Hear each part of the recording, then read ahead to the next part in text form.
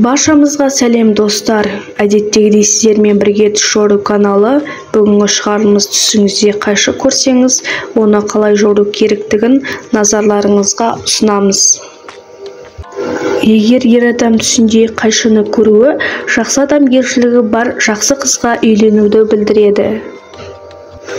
Егер түс көруші түсінде үлкен қайшымен қой жүнін қырқып жатқанын көрсе, бұл адал нан тауып жатқанын білдіреді. Науқастың түсіндегі жабық қайшыны көруі, денсаулығын нашарлауы және оның өлімінің жақындағанын көрсетуі мүмкін. Түсінде біреудің өзіне әдемі қайшы беріп жатқанын көрген әйел жаңа үйге көшеді. Түсінде сынған қайшыны көру оның жоғалту мен жалғыздықтан зардап шегетінін білдіреді. Ал кім түсінде қайшы сындырып жатқанын көрсе, жақын достарының бірімен жанжалдасып араларында үзіліс болады.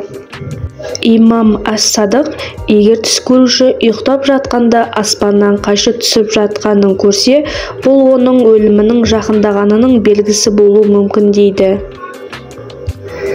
Кімде-кім түсінде оның қасын қайшымен кесіп жатқанын көрсе, бұл оның үлкен апатқа ұшырайтынының белгісі. Қыздың түсінде қайшымен кірпіктерін кесуі, бұл бұрын жақсы көрмеген адаммен қарым-қатынасын үзуді білдіреді. Түсінде жалғыз басты әйелдің шашын қайшымен қиып жатқанын көру, түсінде қызғаныш пен өшпенділіктің арылғанын білдіреді. Түсінде әйелдің тырнақ қайшысы сатып алғанын көру, жақын арада жүкті болатынын білдіреді. Үйленген әйелдің түсінде балық қайшысын сатып алуы, күйеуінің шетелге саяхаттауы мүмкіндігін білдіреді.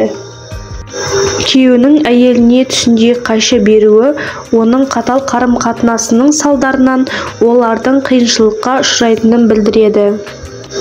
Кімде-кім түсінде қайшы берген өлген адамды көрсе, оның өлімінің жақындап қалғанын білдіруі мүмкін.